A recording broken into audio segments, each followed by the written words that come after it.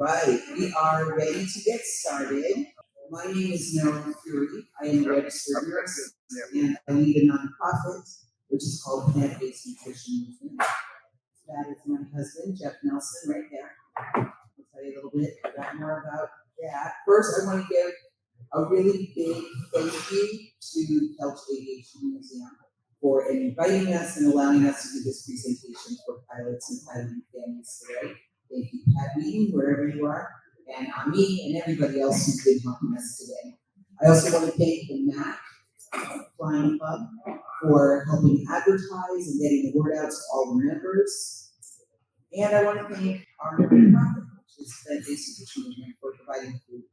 So, as pilots and as people, as mothers and fathers and sisters and uncles and aunts and everything, your health is critical. Not just for your career, but for fun and your ability to perform at your best and be there for your family and for yourself. Today we'll be digging into secrets your doctor will probably never tell you. And it's not so much that they don't want to tell you, but a lot of doctors don't hear this information themselves. Most doctors only get 0 to 20 hours of nutrition education in their entire med school education. They don't get much at all. And nutrition is one of the most important things. You've heard of food is medicine, right? You've heard this before. This is more and more being talked about. You've heard about inflammation in the body, right? Anybody? Inflammation, you've heard these words, right? That's what we're referring to today, using food as medicine, so that you can avoid medical disqualifications. How many people here would prefer to keep their medical clearance if they have it? Silly questions, I know, but stuff you have to think about. How many people here may have had a little squabble with the FAA and may have almost sort of kind of lost their medical clearance? Anybody? Nobody wants to own up to that? I know one in the audience that did. So we can start now and prevent these events, these occurrences. And if you are like sort of hanging by your toes on the cliff and maybe you're slipping, maybe there's a little diabetes creeping in or high blood pressure or heart disease, there's ways to pull yourself back from the cliff, and that's what we're talking about today. I need to let you know, Donna Meyer is a nurse. I am also a nurse, and our other presenter who is zooming in from Boston is also a nurse. And as medical people, we have to say we have no conflicts of interest to declare. That means that no big pharma or big healthcare agency is paying us to come here and talk to you about eating more broccoli. Okay? If they were, we'd be very happy. That would be a great life to live. That would mean that we would probably not have to have these kinds of conversations. Question for you. There are some pencils and paper on most of the tables. For you guys toward the back, you might not have them. And for you guys who have pencils and paper, if you have more people at your table and you actually have paper, just carry paper. We're not collecting it. It's really for your own use. And what we want you to do is write down your top 5 favorite foods. The real ones, the ones like if nobody's watching and you had your choice, what would it be? And we'll come back to this later. It's just a little exercise, a little thought exercise. All right, we're going to do this. I'm just going to sit for 30 seconds. I'm doing this 30 seconds. You think about what you want. You think about your blessings or your challenges. Just 30 seconds.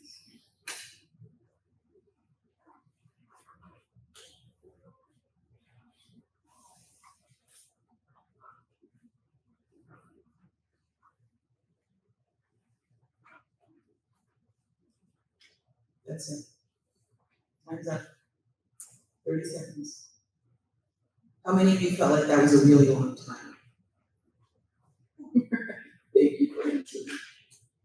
Fun fact, in that 30 seconds, someone died of a heart attack in this country. That happens every 30 seconds, and that's 2,200 people per day, and that's more than COVID ever took. And it happens every day. And it's been going on. Heart disease has been a major killer for the last 100 years. Diabetes and high blood pressure and overweight. I'm supposed to turn on this mic. also big players in the chronic illness world. And they're also taking lives and they're stealing your medical clearances. The good news is we don't have to live like that, and we can disease-proof ourselves and even prevent some cancers. And that's what we're here to share with you today. So literally, every one of you, I'm so glad to see you, because there could have been 30 seconds that you didn't survive. So glad you're here. So, what brought you here today? It might be any one of these three things, and maybe something else. All right, well, I am here for all of these reasons. We use food as medicine in our house every day, every meeting. I'll tell you, I am almost 65 years old. I do not have any diseases, I do not have any diagnosis, and I do not take any medications. And that I believe, because I didn't come from great stock, I believe it's because of the way I'm not a very big exerciser either. It's really about the way I eat. I'm married to our first presenter. His name is Jeff Nelson. So I'm here for all these reasons. Let me introduce Jeff. This is our first speaker. He is definitely my favorite antique aircraft pilot. It's important to me that he keep flying and he stay in the air. We've been married for about 25 years. We have 3 adventurous adult children and 1 rescue dog. Jeff is owner of Acme Construction Metals and Ace Flying Wires. Here's my commercial break. Both are located in Racine, Wisconsin. By the way, if you folks were into aircraft restoration, or if you're in need of streamlined tie rockets made in the USA to exacting specifications and quality for easier guy. You didn't hear it from me, but he's better than Primes. Okay, that's our commercial break. Now, 2.5 years ago, Jeff was all packed up, and he was about to head out to his annual pilgrimage, which is a solo flight from Kenosha to the Sun and Fun flying. You guys are familiar with Sun and Fun? One of Jeff's favorite things to do. His planned time of departure was 7 a.m. that day, and he had been experiencing some arm pain for several days. He ignored it until 2 o'clock the morning he was about to leave, and he would have been in the air in his Cub at 7 a.m. And I think somewhere around like 1:45, he must have been thinking, Meryl's gonna freaking kill me if I fly over the Blue Ridge Mountains and crash. That's right. I would have been a man. So Glenn figured that out. We've only been married 25 years or more. Now, like I said, I'm a nurse and I'm pretty used to thinking on my feet in tough health situations, but I can tell you nothing compares to him waking me up to ask, how do you know? Mind blowing. And it was in the middle of the night, scary as all that was. If it wasn't for that, we literally would not be here today. I'll let him tell you the rest of the story. Hi everybody, I'm Jeff. I'm Meryl's husband, a father, a business owner, and a pilot. And today I'm a fairly healthy pilot, maybe not a great pilot, but a healthy pilot because of my wife and her stubbornness. I'm not much of a public speaker either. This is kind of scary. Here we go. So anyways, this is my story, really what happened. And, anybody around from Wisconsin, some supper clubs with prime rib, or anybody here love Culver's, butter burgers, cheese sausage, mushroom pizzas, and if you're anybody around Milwaukee there with frozen custard and ice cream and whatnot. And Meryl had been badgering me about my diet we've been hanging out together like 27 years. I've been hearing about, you should stop eating like that. You should stop eating like that. I've worked construction most of my life and fairly active, physically active 40 hours a week. And I always figured, well, that would kind of protect me from the diet that I, really love to eat. But, turned out that was incorrect thinking. And as she explained, last week of March 2023, I had my club all loaded up to go launch on my 4th trip from Kenosha, Wisconsin down to Sun and Fun. And that was a Wednesday night. I was going to depart, 7 a.m. Thursday morning. 1:32 in the morning. I woke up and really didn't feel right. And I figured, I'll go downstairs and get some Advil and take that and, go back to sleep. Everything will be fine. I made it downstairs, got the Advil, and I couldn't make it back up the stairs. And the pain, it's like at that point, I knew something was up. And, Meryl was already up. She knew something was stirring. So she called the ambulance. Of course, I didn't really want to go for an ambulance ride. It's like, no, I'll be fine. Just let me rest here. I'll be fine. And, she's like, no, you're going.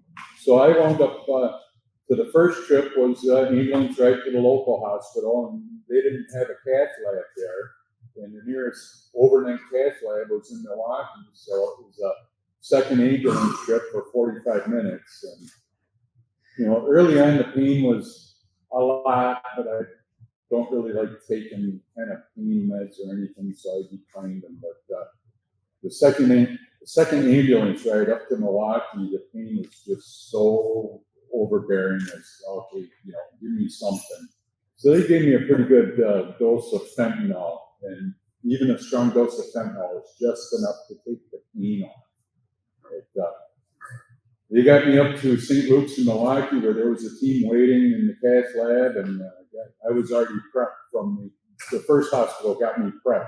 So when I made it to St. Luke's, I went right in the cath lab, and they went in and put a stent in my, kind of like some fancy AN hardware, and put a stent in my right artery, which was 100% blocked.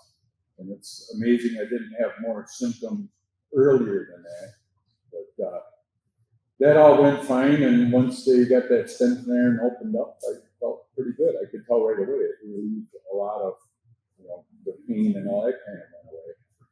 The problem I was left with was my left coronary artery still had a 70% blockage, but it was in an intersection in the artery, and it was a place where they couldn't place a stent because of that intersection right there. And I didn't find out until later that 70%. The 70% blockage is a number evidently that comes out of the insurance industry. If you have more than the 70% blockage, the insurance will pay to have a stent put in. But if it's under 70%, they won't pay. So they just let you go. Then it turns out that same 70% is the number that the FAA uses for whether or not they will give you a third-class medical.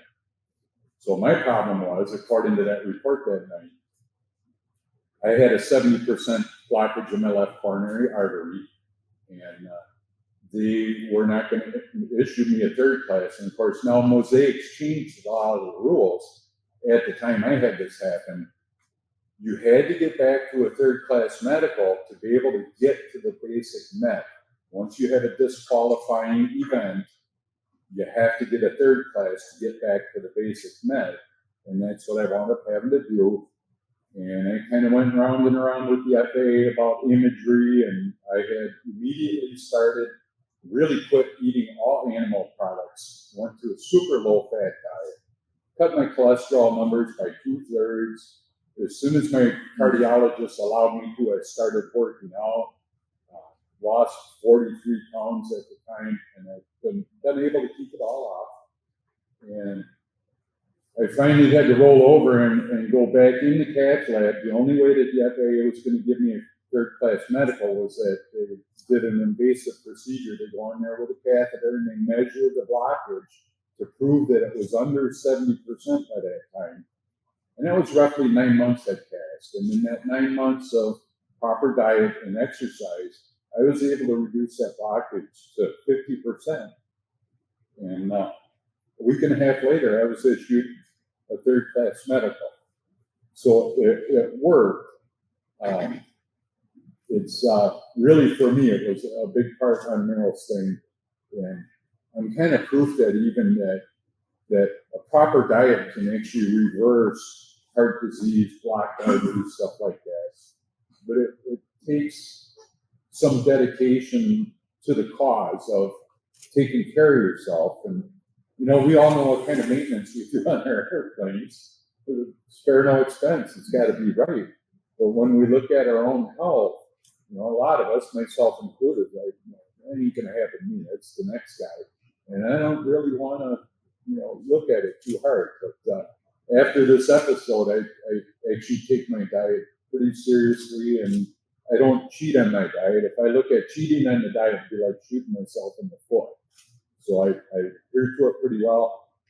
I still work out 3 mornings a week, and I still am very careful about what I eat and keep myself healthy. And I was here in my Stearman yesterday. I drove today because it's American parts I had to pick up. But I love to fly, and I want to keep myself healthy enough to keep flying.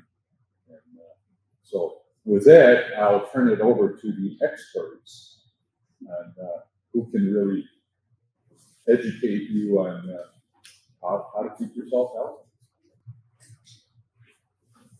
Thank you. So glad you're here. Yeah, that pretty much would have turned our world upside down. It did. For about a year. So I'd like to begin by sharing a little about my personal weight loss story. You'll see here in the next couple of slides that I had decades of struggling with my weight and with yoga dieting. Really to the extreme.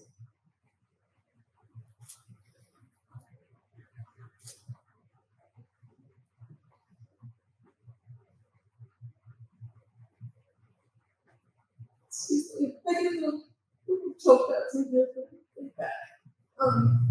This photo was from July of 2002, so many years ago now. I was in the hospital after giving birth to my second child. I had been following the standard American diet, which is also known as SAD. I was morbidly obese. I weighed about 287 pounds at that time. I was at extremely high risk of developing a lot of these diseases we've been talking about today. Diabetes, high blood pressure, heart disease, cancer, among other lifestyle-related chronic diseases. I tried to find the joy in life each day, or in each unhelpful bite of unhelpful food, but honestly, I was miserable. My joints ached with nearly every meal. I was only about 32 years of age at that time, but I had trouble with shortness of breath going up and down the stairs, or even getting down on the floor to play with our then 4-year-old child. As a nurse and as a human being, I knew something had to change, and soon. So, very, very long story, much, much shorter here. I initially lost a great deal of weight following a low carbohydrate and very high protein diet, but this was not sustainable long term. Within a few years, my weight began rising up again. Never quite as high as it was back in 2002, but I was back in that diet roller coaster again and again and again. Kept returning to that diet, thinking, okay, it'll work this time, I just have to knuckle down a little bit more, on again, off again. I eventually found that this low carbohydrate and high protein diet just had simply stopped working for me. By 2017, I was back up to 249 pounds. I was again morbidly obese. At this point, I was tempted to just throw in the towel. I figured, I'm just going to be heavy and unhealthy the rest of my life. That's the way things are going to be. Then, so thankfully, I found lifestyle medicine, what we're here to begin talking to you about today. And I began eating a whole lot more whole plant foods. This is when I finally found freedom from the dieting roller coaster. I finally shed the weight for good, and I permanently regained my health. I absolutely loved diving into the amazing variety of colorful plant foods available, and I'm no longer fighting hunger. I found tons of freedom in this way of eating, and this new lifestyle, and it's now been more than 8 years since I started eating this way, and I have absolutely zero desire to go back. So what is lifestyle medicine? Lifestyle medicine is a medical specialty that uses therapeutic lifestyle interventions as a primary modality to treat chronic conditions, including but not limited to cardiovascular diseases, type 2 diabetes, and obesity. So in lifestyle medicine, we talk about 6 pillars. And so I'm going to go over what those are about. The first is an entirely, or predominantly, whole food plant-based way of eating.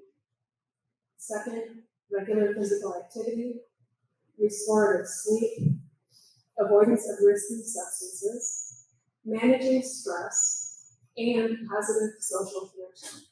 Today, in this presentation, we're focusing on one of the most, if not the most powerful of these pillars, which is nutrition. Now, before I go any further, this slide represents probably the most important message we'd like you to take away with today, or to walk away with after this presentation. Any movement toward whole food plant-based eating is positive.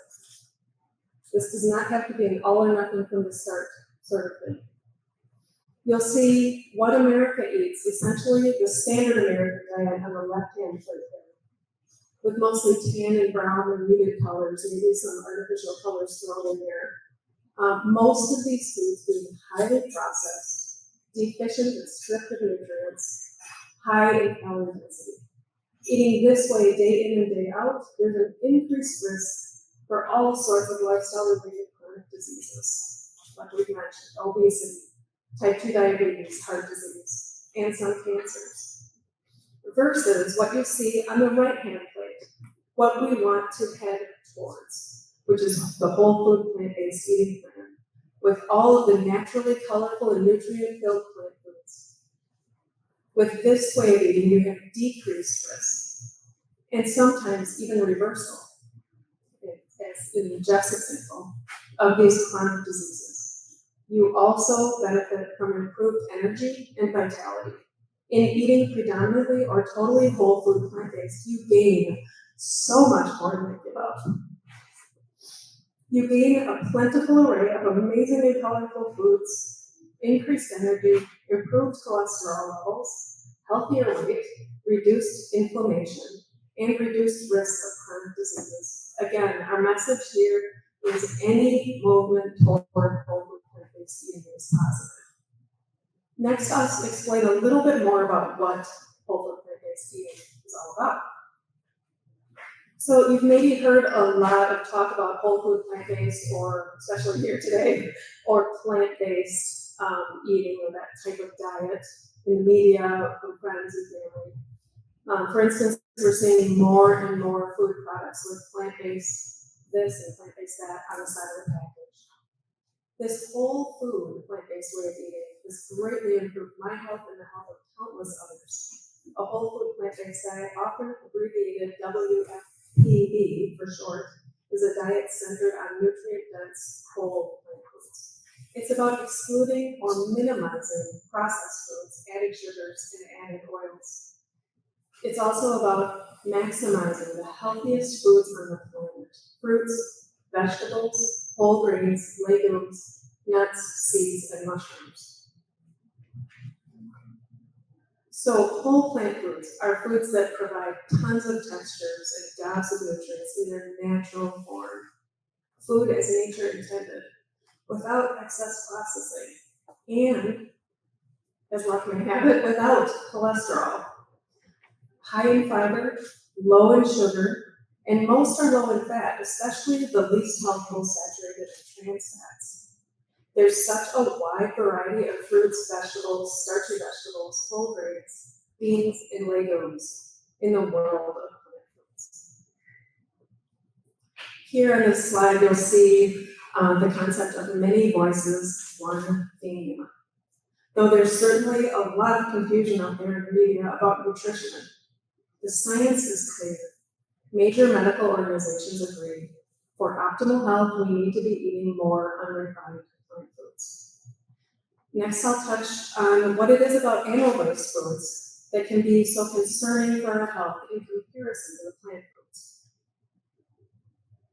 So animal-based foods, first of all, include all types of meat, such as beef, pork, lamb, fish, seafood, and chicken. They also include eggs and all dairy products. Of course, these foods are very common in the standard American diet, though what comes along with the standard American diet is the standard American diseases. There's increased risk, again, for things like elevated blood cholesterol levels, heart disease and diabetes, osteoporosis, elevated growth hormones, tumor development, and chronic inflammation. All of these side effects putting your medical clearance in danger. These foods do contain cholesterol. They do not contain any fiber, and they're also unusually high in the lousy for our health saturated fats. Additionally, they contain high levels of antibiotics, pesticides, and other chemicals found in the animal food. On the other hand, what we want to head towards is more whole plant foods. Adding in a wide variety of whole plant foods is a clear choice for optimizing health. In choosing whole plant foods, we're preventing, treating, or with a high enough dose, even reversing disease, decreasing inflammation, reducing body weight, and helping save our environment. Also, in stark contrast to animal-based foods, whole plant foods contain no cholesterol. They're also rich in fiber, vitamins, minerals, and antioxidants. When eating these high fiber and low calorie whole plant foods, there's also no calorie counting required.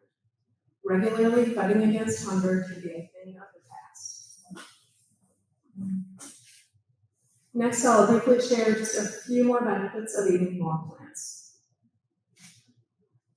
The first is mental clarity, maintaining sharp cognitive function.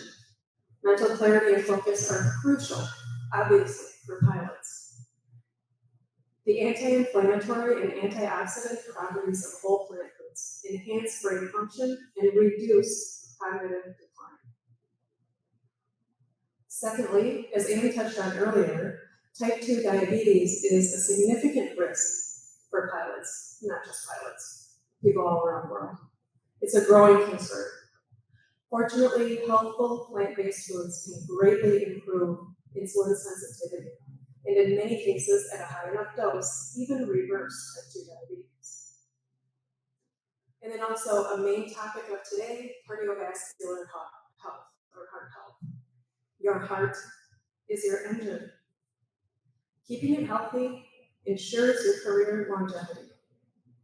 And studies show a healthful plant-based diet can not only prevent, but sometimes even reverse heart disease as well. Lastly, by increasing whole plants in your diet, you're making great strides in improving your overall health. Consuming more whole plants is also good for the planet and can improve mental health and overall well-being. Next, I'll share just a handful of ideas of how to add more plants to your plate. Now, just about any standard American diet food can be made more plant-based.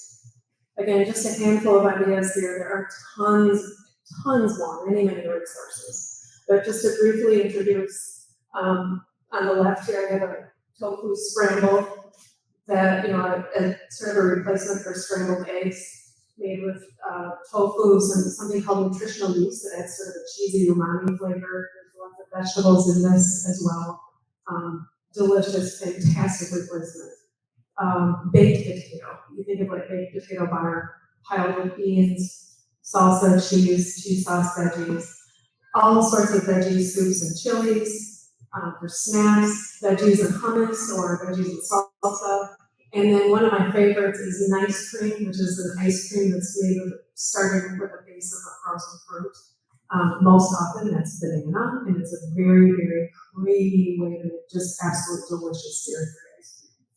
This is a chocolate peanut butter based ice cream recipe of mine. Okay, so as I wrap up my portion of the presentation, I want to thank you. Thank you for hearing part of my story today. And thank you for hearing these different ways that eating more whole plants can be helpful to you and beneficial to your health. All those years ago, I had a choice.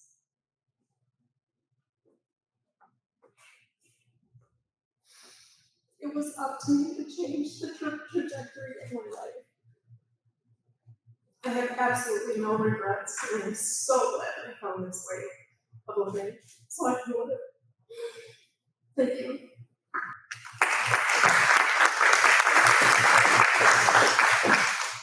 So there's lots of ways you can begin to safeguard your medical and your life and your health and take care of your family and be there for your grandkids, dance at your daughter's wedding, whatever's important to you. There's lots of ways to do it.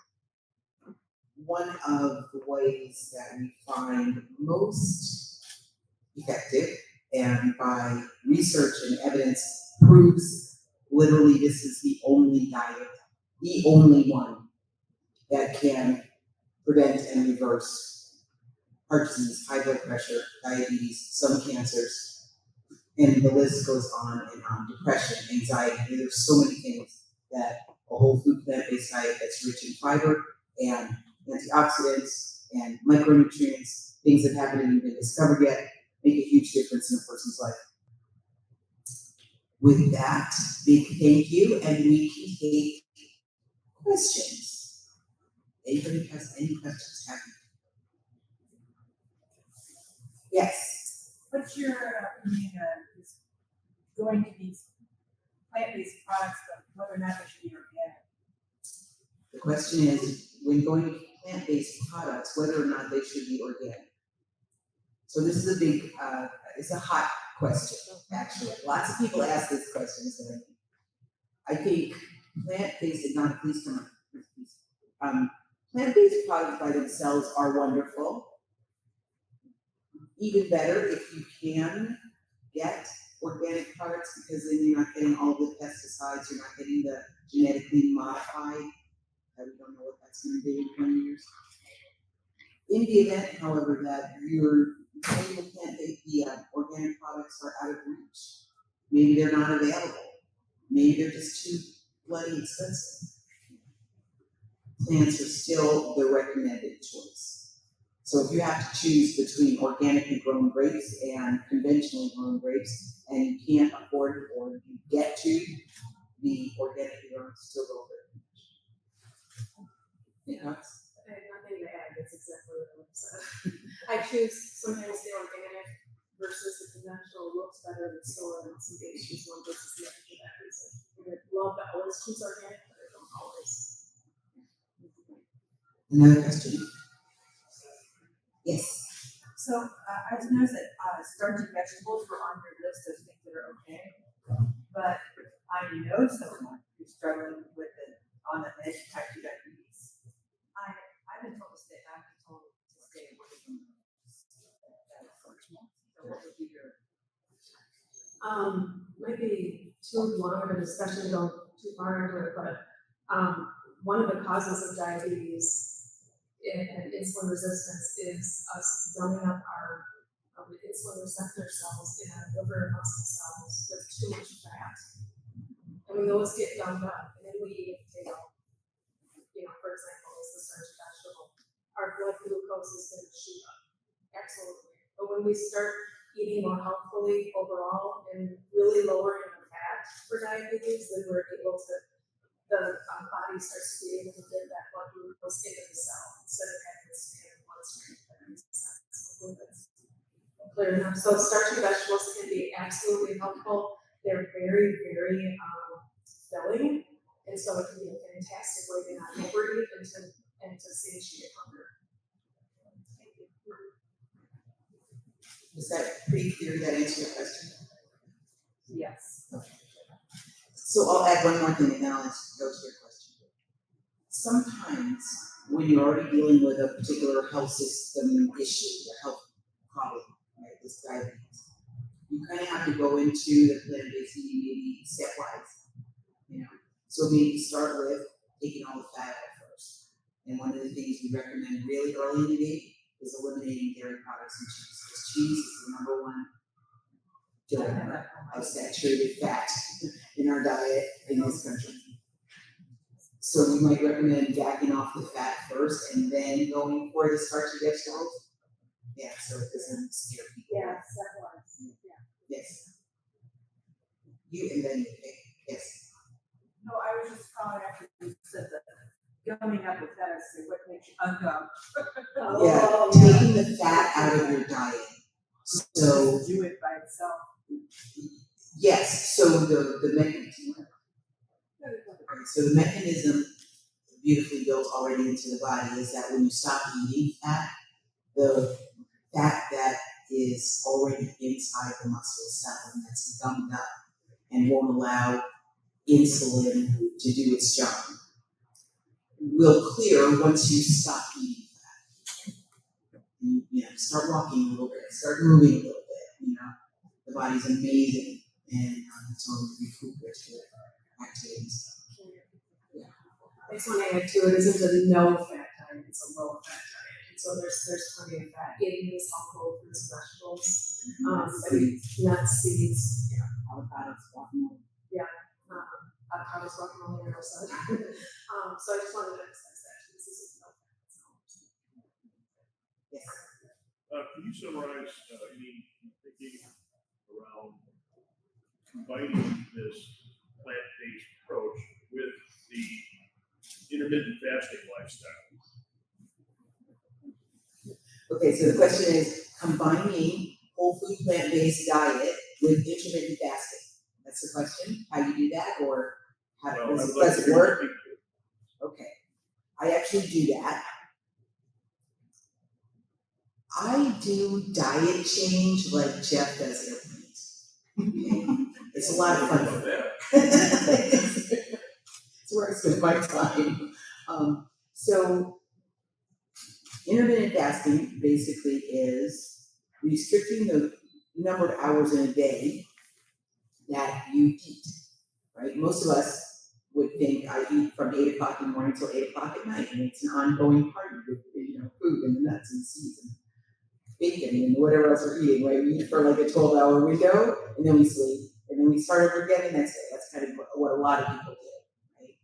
Intermittent fasting would shrink that window of time where you're not eating all that for that whole 12 hours. Maybe you're only eating for 8 hours, or maybe you're only eating for 6 hours. Some people back it down to 4 hours. Some people only eat 1 meal a day.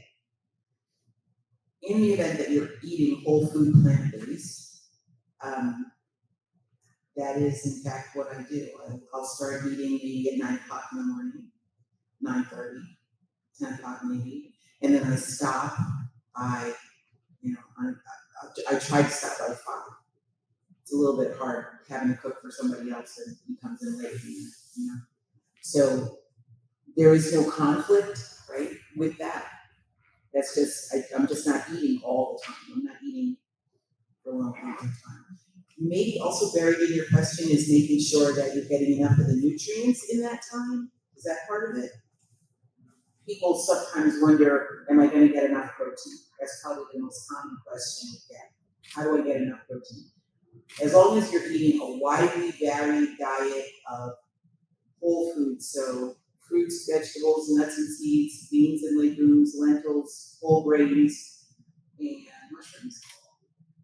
There are very, very, very, very few cases of people not being able to get enough protein. I've heard of exactly 2. Thank you. Yeah. Oh, did you have a question? I was just gonna say about the earlier question about the fat. In my case, I asked my cardiologist about my cholesterol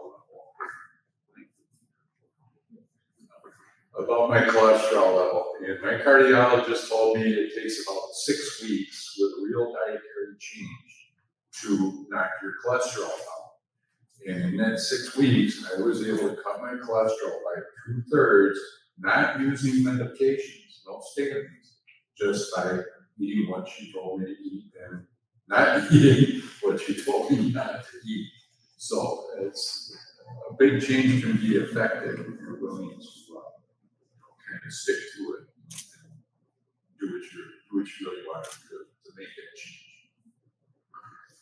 I can tell you it was about one of the best days of my life when the doctor told Jeff, just do what the wife says. Such a story.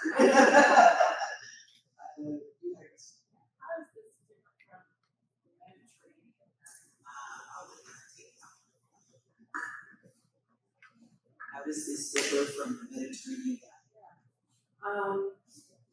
And I think you help with this. So Mediterranean, I think of as very close to what this is. With this, we would further limit, I would say, the animal products that are added to the Mediterranean diet. Like there would be cheese added, chicken, fish, things like that are often added in the Mediterranean. When I hear about Mediterranean, my mind goes straight to, just as an American, I guess, Olive Garden, you know, where you go to Olive Garden, it's just, you know, we serve American servings of things, where there's a half a plate of chicken, you know, and lots of cheese on everything. And do you want more cheese on your salad? I think true Mediterranean is probably even closer. Olive Garden Mediterranean is not. Does that help us out? Yeah. So there are different. There's smaller studies showing that limiting processed oils can be further beneficial. It's not required necessarily to be on whole food plant-based. I think there's different types of levels of whole food plant-based that people do. I know some that do absolutely no oil, cut it out completely. I personally don't. I try to limit it mainly because it's so high in calorie density. Meaning, you have just a tiny bit of oil and just get tons of calories. It's one of the most calorie dense foods out there. So I limit it mainly for that reason. There may be some issues with the inflammation too, although there's no studies to be done. You know, one thing I would add to that, extra virgin olive oil, I also use and I eat it as well. One of the things that are really problematic, or a category that's really problematic, are the other oils that we have. So things like safflower or palm oil, canola oil, thank you. Coconut can be challenging too. But a lot of the oils, when they're creating them, as they're producing them, as they're pulling them out of the plant, they're using some really toxic, nasty chemicals to pull them out.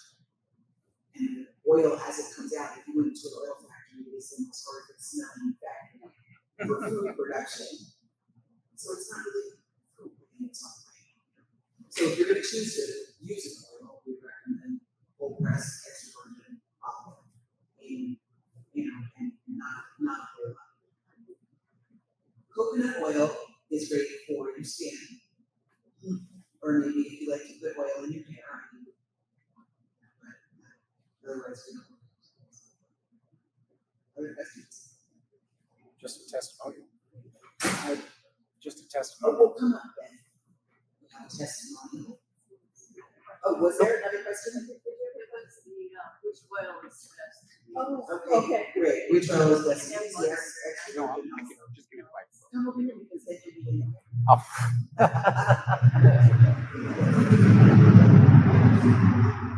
Most of you know me, my name is Jen Zazas.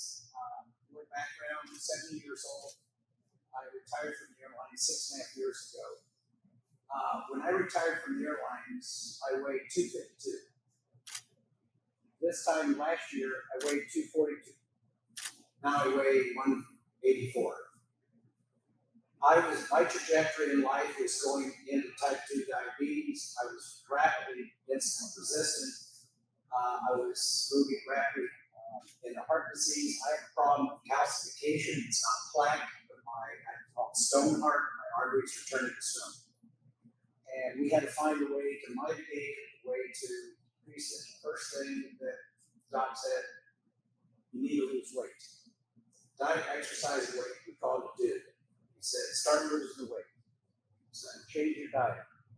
So I immediately got away from what I'd been eating, and breakfast now became everything out of the garden. And I would have one egg, and I would stir fry everything with extra virgin Greek olive oil. Maybe just a little bit of butter, just add some flavor. Everything came out of the garden. If it grew in the garden, it was going sauteed and went in the oven. Lunch consisted of either a salad with tomatoes and mushrooms, or it consisted of hummus. Whatever I had for lunch, I would have the other for supper. And I've done that since this time last year, and it brought my weight down. And here's another important thing. You bring your weight down by 3 or 4 pounds a month. You give your body a chance to get used to the new levels. You don't want to get to the part where the brain says, hey, you're starving me. And then you get into binging, you have a chance to level it off. Get used to that new weight and then work your way down. That was very, very important. Also, I was on 2 blood pressure medicines. And 2 weeks ago, Doc pulled me off one of the 2 blood pressure medicines. And he's expecting that by the end of the year, I'll be pulled off the other one. So it works. But the most important thing is you have to make the decision to do it. Exercise, people go out, they run, they lift weights, whatever. My secret is I try to get in between 12 and 18,000 steps a day. A lot of walking. So if you see me walking the grounds out here, I'm trying to get my steps in. And that has really helped a lot. That's where my life is taken. And Doc said by the due process, diet, exercise, and weight, I've probably added easily another 5 to 15 years to my life. But I am fighting calcification. I've got to face that's a reality. That's hereditary. That's not a diet problem. That's more hereditary. So most important thing, make the decision, then follow the program. What they presented here today is spot on. I agree with 100%. It's healthy.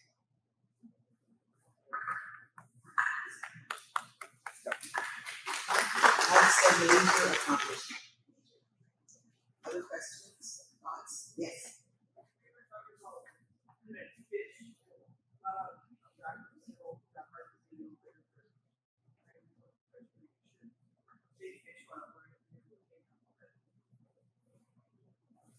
I think it once was, sorry, that, your doc's a doctor that's, you've heard from doctors or a doctor that taking fish oil could be beneficial for heart disease. And I think that was the thought at one point. I don't know that it is really anymore, because of the old news, but, I don't think it's quite as beneficial, is my understanding. And there's a lot of, with fish, I guess we always think of too, when you say, is something healthy or not? You always think of healthier than what? Is fish a healthier choice than hamburger? Probably. And so it's a net, and so when you sometimes hear people say, eat more fish will be healthier for you. Yes, healthier than all that other stuff.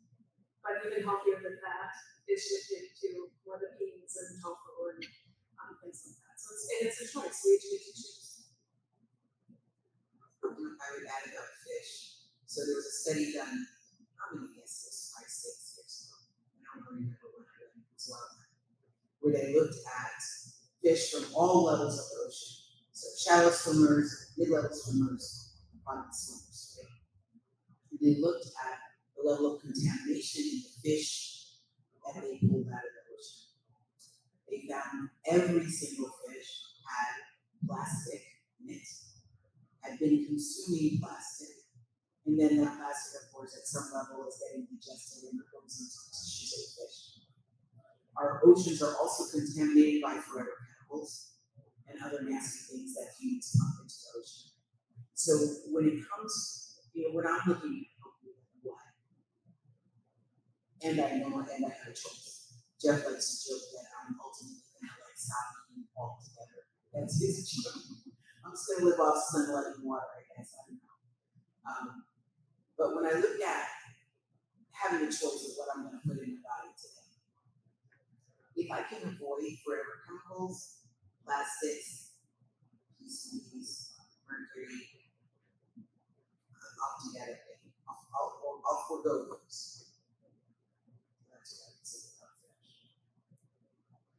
So just to add on to what Carol said about the PCBs and mercury and things like that, fish, I've often heard fish described as like sponges of the ocean. For the waterways, they're just sucking all that stuff. So it's lower cholesterol, but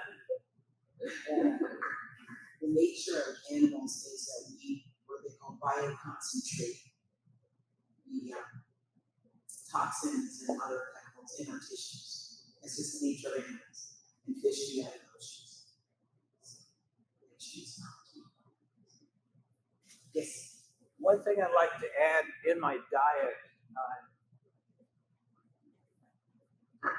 My background is Greek, so I was very fortunate growing up to be introduced to true feta cheese made out of sheep's milk.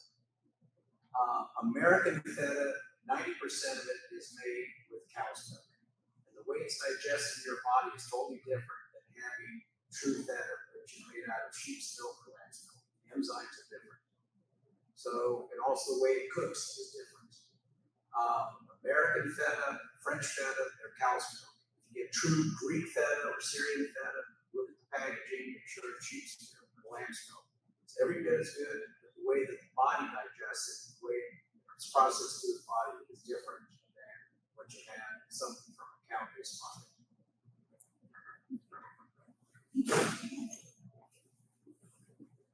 All right, I'll just add on top of that. For the purposes of how, what research shows, we really go as evidence-based as we can. There's not a lot of difference in impact that dairy milk, animal milk, depending on species, or there's not a lot of difference in impact that it has on the body. It may be just, Suggested. yeah, it still has saturated fat, it still has a lot of hormones. Any other questions? Like And there are ways to make tofu based on. So another choice. Another choice, yeah. so, oh, yes, What about MTCs? I've read that they're beneficial. say that again. MTCs, Coconut oil, it's medium dry, Medium chain. dry, which I think is coconut. so I think what you're talking about, Mary, correct me if I'm wrong, is liquefied coconut oil. Yeah. Again, not something we would recommend on Marriage Day only because it is probably 9 calories per gram, which is something like a thin. So we wouldn't necessarily use it. I would use it on my body. I'm using it. Other than that, for oils, It's nice and shiny. also good for diluting essential oils. For your body. Yeah, or atomize, put in air, but don't see the roll on. Any other thoughts, questions? Yes. Cooking with real butter versus Versus anything else? anything else. I guess I just think of the saturated fat and say things zero essentially animal based. And I mostly cook without any oil at home. I allow myself to have a little oil in case of this delicious lunch day where there's oil and rice and veggies and stuff. The real butter. But I just don't have any. And for me, I'm allergic to dairy products, so I don't eat them ever. Yes. I maybe 25, 30 years ago did the Bloomingdale diet, and they have a thing called water fry, where you chop onions and sautés in water, and it made a base that you could use to fry vegetables, and it coated them and made it more like you would have with it. Yes. But it was just onion. Yes, that's pretty much what we do. Yeah. Pretty much. Yeah, you sauteing onions, other vegetables, things like that in either tiny bit of water or vegetable broth. It's commonly used, and you just get skilled on what level of heat for the pan and stirring frequently to get going. It's very easy to switch to once you just get going with it. Yeah, and much shorter battery and much healthier. Any other questions? Yes, okay, back to the list that you wrote out. You wrote out 5 foods that you just love. For those of you who are still in the room. Okay, got the list? You're looking at it? Which of those, all right, just give me, before I go there, tell me, like, just shout out one thing off your list that is your absolute favorite. Cheesecake. Pizza. Blueberries. Blueberries, okay. What was it? Chocolate. Whatever. Any other one? Cannolis. Any others? Bread, unfortunately. Bread. Bread. Okay, corned beef hash. Okay. Aside from the blueberries, which of those would you be willing to give up 10 years of your life for? Cheesesteak, 10 years of your life. That's a choice to make, right? So we all have choices. We can all, continue doing what we're doing. There's nothing wrong with it. Or you can choose a path that will take you toward greater vitality, better health, and protect your joy in flying. And most of these things that you mentioned, I was thinking, oh, yeah, we can make that plant-based, like your cheesecake, or your cashew-based cheesecake. Oh my goodness. Oh, wow. So good, like you can't even tell the difference, seriously. I'm forgetting what the other ones were, but as you went through them, I was like, oh yeah, you can do that. Like most of them, there is a way to make it helpful. Lasagna, cannoli. Thank you all for your attention and your time. Really appreciate you being here. Hope to see you here again sometime soon. Yeah, thank you.